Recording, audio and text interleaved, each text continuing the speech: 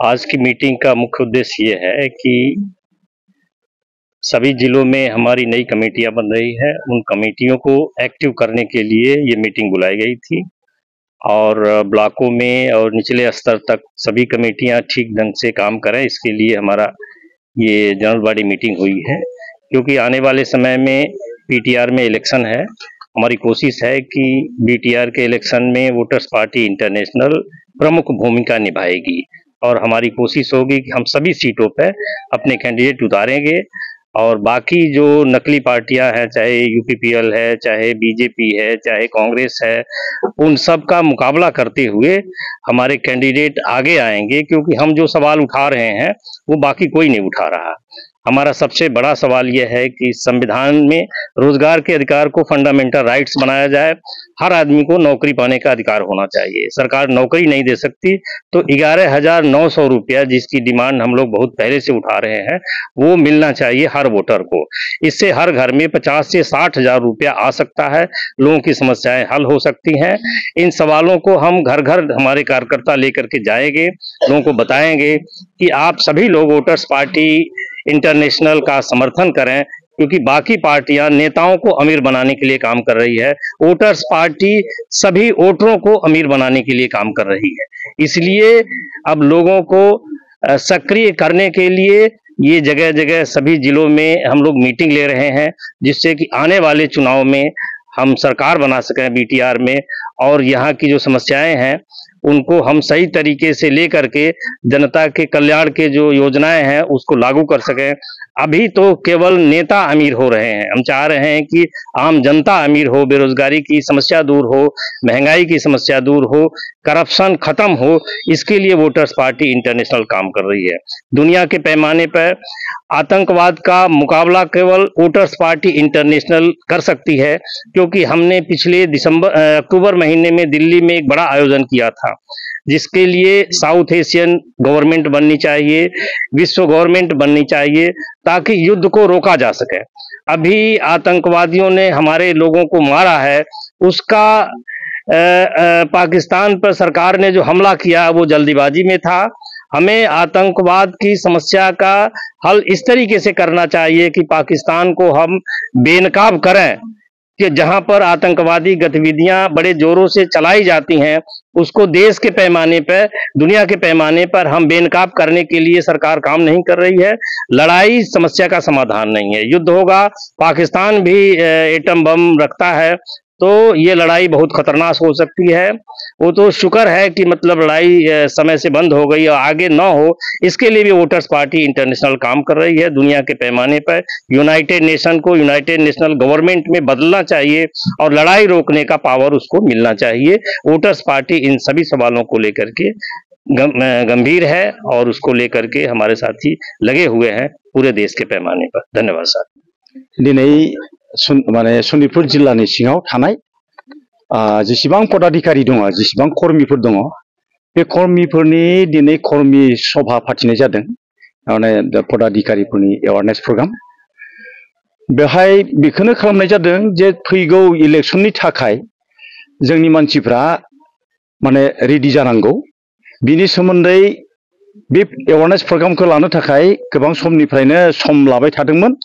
किन्तु बेबायदि सम मोनाखैमोन। दिनै सम मोनबाय आरो बेवहाय जोंनि गेजेराव बे एवारनेस प्रग्रामाव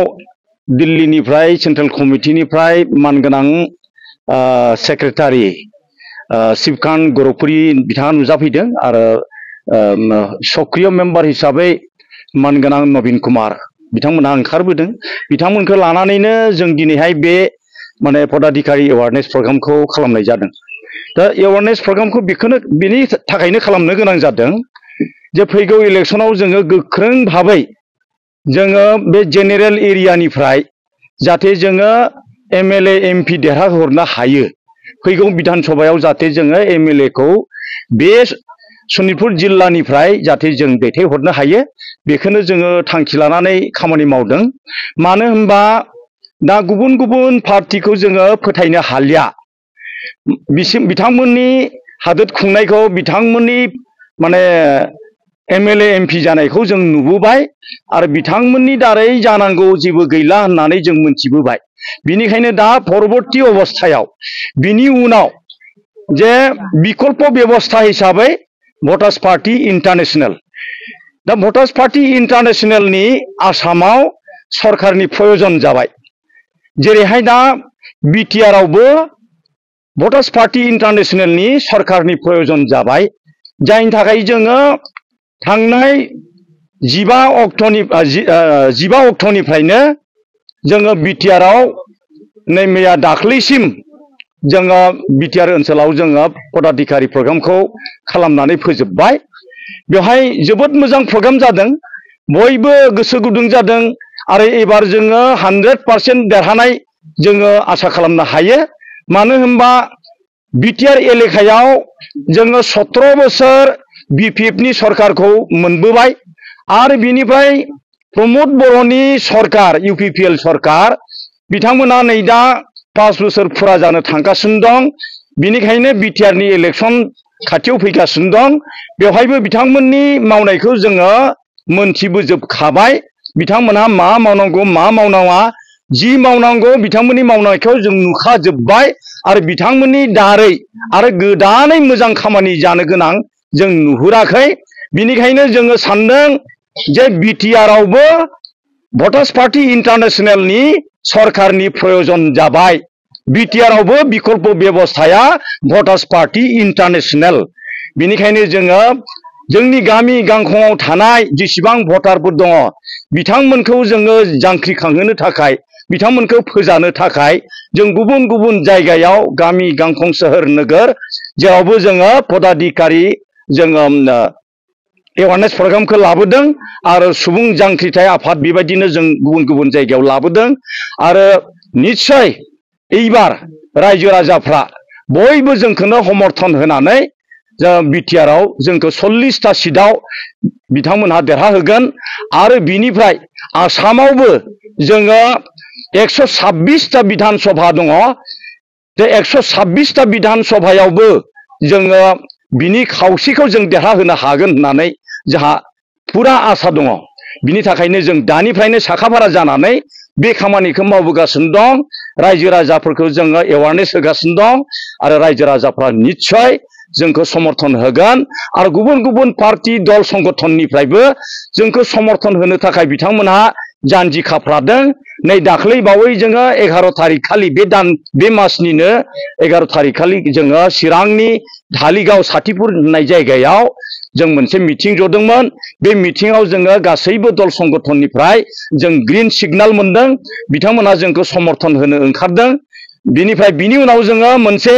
सुबुं गौमा जों फाथिनो थाखाय थांखि लादों बेखौ जों गोख्रैनो बाक्सा जिल्लानि सिङाव नायबा चिरां जिल्लानि सिङाव जों आगस्ट मासहालागै बेखौ जोङो बे गौमाखौ खालामनो थाखाय जोङो थांखि लादों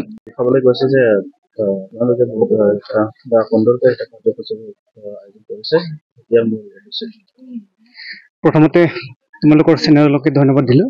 আজি আমাৰ ভোটাৰ্স পাৰ্টি ইন্টাৰনেশনালে যেটো এৱাৰনেস প্ৰগ্ৰাম কৰি আহিছো এটো আমি গাঁৱে ভূঞে এটো প্ৰচাৰ কৰিবৰ কাৰণে খুব জোৰদাৰ প্ৰচেছ এটা লৈ আছো যে মানুহক কেনেকে আৰ্থিক আজাদি দিব পাৰো মানুহক কেনেকে শান্তি আনিব পাৰো এইবাৰ আমি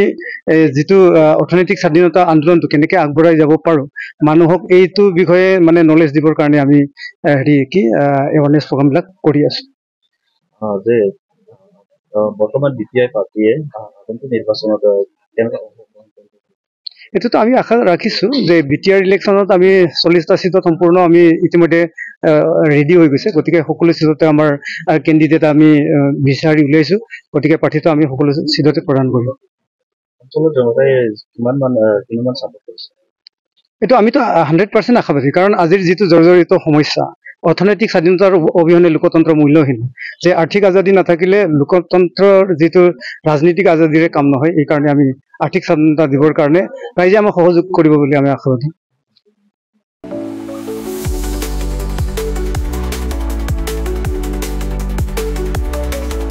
क'क्राझारनि CITआव मुं थिसननो गोसो जानाय फरायसाफोरनि थाखाय मोनसे गोजोनथाव रादाब